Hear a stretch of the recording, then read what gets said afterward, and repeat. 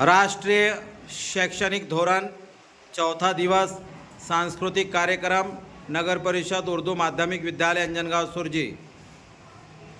छठी क के विद्यार्थी मुनाजात प्रस्तुत करते हुए